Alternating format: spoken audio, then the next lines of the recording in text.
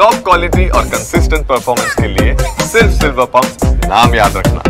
ಪರಪ್ಪನ ಅಗ್ರಹಾರ ದೊಡ್ಡಮರ ರಸ್ತೆಯಲ್ಲಿರುವಂತಹ ಒಂದು ಮನೆಯಲ್ಲಿ ಆಟ ಆಡ್ತಿದ್ದಂತಹ 8 ವರ್ಷದ ಮಗುವನ್ನ ಎದುರು ಮನೆಯಲ್ಲಿರುವಂತಹ ವ್ಯಕ್ತಿ ಅಮಾನುಷವಾಗಿ ಆತನನ್ನ ಮನೆಯಲ್ಲಿಯೇ ಕೊಂದು ಅದಾದ ನಂತರದಲ್ಲಿ ಆತನ ಮೃತದೇಹವನ್ನ ಒಂದು ಬ್ಯಾಗ್ ಚೀಲದಲ್ಲಿ ಹಾಕೊಂಡು ಹೋಗಿ ಕೆರೆ ಬಳಿ ಬಿಸಾಕಿರುವಂಥದ್ದು.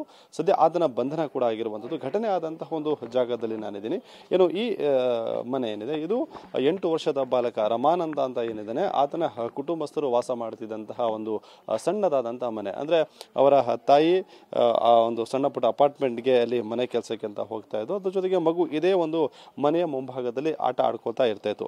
ಇದಾದ ಬಳಿಕ ಅಂದ್ರೆ ಈ ಮನೆಯಿಂದ ಸ್ವಲ್ಪ ದೂರದಲ್ಲೇ ಇರುವಂತಹ ಒಂದು ಮನೆ ಕೂಡ ಇದೆ. ಅಲ್ಲಿ ಆರೋಪಿ ಮತ್ತೂರು ಅನ್ನುವಂಥ ಇದ್ದ ಇಬ್ರು ಕೂಡ ಬಿಹಾರ ಮೂಲದವರು ಅನ್ನುವಂಥದ್ದು ಕೂಡ ಗೊತ್ತಾಗ್ತಾ ಇರುವಂಥದ್ದು. ಇಲ್ಲೂ ಕೂಡ ಮತ್ತೂರ ಏನಿದೆ ಆರೋಪಿ ಆತನಿಗೂ ಕೂಡ ಒಂದು ಸಣ್ಣ ಮಗು ಇತ್ತು.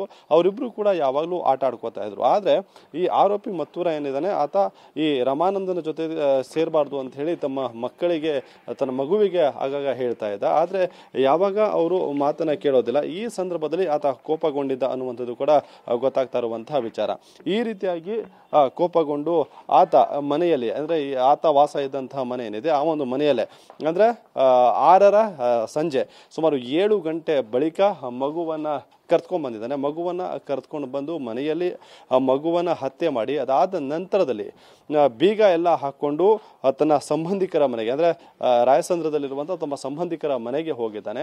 ಅಕ್ಕಪಕ್ಕದವರು ಕೇಳಿದಂತಹ ಸಂದರ್ಭದಲ್ಲೂ ಕೂಡ ಯಾವುದೇ ರೀತಿಯಲ್ಲೂ ಕೂಡ ಉತ್ತರವನ್ನ ಆತ ನೀಡೋದಿಲ್ಲ. ಅದಾದ ಬಳಿಕ ರಾತ್ರಿ 12 ಗಂಟೆಗೆ ಮೃತದೇಹ ಏನಿದೆ ಆ ಒಂದು ಮೃತದೇಹವನ್ನ ಬ್ಯಾಗಲ್ಲಿ ಹಾಕೊಂಡು ಇಲ್ಲಿಂದ ತೆಗೆದುಕೊಂಡು ಹೋಗಿದ್ದಾನೆ ಅನ್ನುವಂತಹ ಮಾಹಿತಿಗಳು ಕೂಡ ಸದ್ಯಕ್ಕೆ ಗೊತ್ತಾಗ್ತಿರುವಂತದ್ದು. ಸ್ಥಳೀಯರು ಅದೆಲ್ಲವನ್ನ ಕೂಡ ಪ್ರಶ್ನೆ ಮಾಡಿ ಪೊಲೀಸರಿಗೆ ಮಾಹಿತಿಯನ್ನು ಕೊಟ್ಟಿದ್ದಾರೆ. ಸದ್ಯಕ್ಕೆ ಪೊಲೀಸರು ಕೂಡ ಮೃತದೇಹವನ್ನು ಪತ್ತೆ ಮಾಡಿ ಆರೋಪಿಯನ್ನು ಕೂಡ ಬಂಧನ ಮಾಡಿರುವಂಥದ್ದು. ಸ್ಥಳೀಯರ ಮಾತಾಡ್ತೀನಿ ಸರ್, ಅವತ್ತು ಏನ್ ನೋಡಿದ್ರಿ ನೀವು ಕಣ್ಣಾರೆ, ಜೊತೆಗೆ ಏನಾಯ್ತು ಅಂತ ಹೇಳಿ?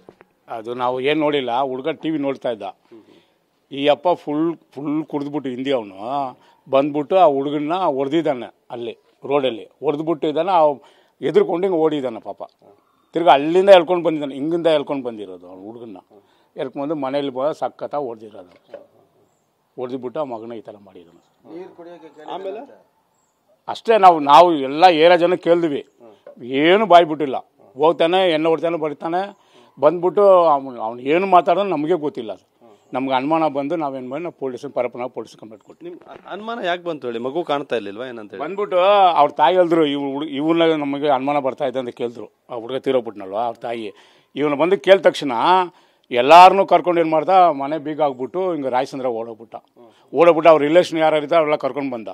ಇಲ್ಲಿ ಇರೋರೆಲ್ಲ ಹೊಡಕ್ಕೆ ಹೋದ್ರು. ಇಲ್ಲಿ ನಡೆದಿರೋದು ನಮ್ಗೆ ಗೊತ್ತು, ನೀನೇ ಬಂದು ಕೇಳೋದು, ನಿಮ್ಗೆ ಗೊತ್ತಂದ ಹೊಡೆದ್ರು. ಅವರೆಲ್ಲ ಓಡೋಗ್ಬಿಟ್ರು. ಅದಕ್ಕೆ ಮೇಲೆ ಪೊಲೀಸ್ ನಾವು ಇನ್ಫಾರ್ಮೇಶನ್ ಮಾಡಿ ಪೊಲೀಸರು ಬಂದಿದ್ದು. ಪೊಲೀಸರು ಇವನನ್ನ ಎಲ್ಲಿ ಹಿಡಿದ್ರು ಸರ್? ಆತರ ಗೊತ್ತಾ? ಬಾಡಿನ ಎಲ್ಲಿ ಬಿಸಾಗಿದೆ, ಎಲ್ಲಿಗೆ ಎಷ್ಟೊತ್ತು ತಗೊಂಡು ಹೋಗಿದೆ ಅಂತ ಹೇಳಿ? ರಾಯಸಂದ್ರ ಕಬ್ಬಳಮ್ಮ ದೇವಸ್ಥಾನ ಇದೆ ಅಲ್ವಾ, ಅದು ಆಪೋಸಿಟ್ ಮೋರಿಕೆಲ್ಗೆ ಹಾಕಿರೋದು. ರಾತ್ರಿ 12 ಗಂಟೆ 1 ಗಂಟೆ ಹೋಗ್ಬಿಟ್ಟು ಆ ಚಿಕ್ಕ ಮಗು ಬಾಯಿ ಬಿಟ್ಬಿಟ್ಲು.